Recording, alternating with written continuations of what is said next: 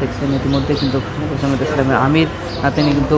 দেশে পড়েছিল এবং জামাত আমিরের সাথে কিন্তু সেক্রেটারি জেনারেল এবং তার সাথে কিন্তু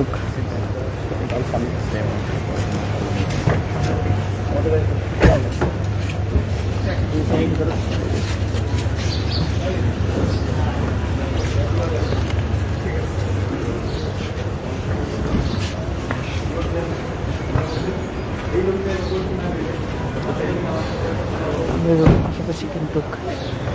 সেক্রেটারি জেনারেল কিন্তু আপনাদের মধ্যে দেখতে পাচ্ছেন।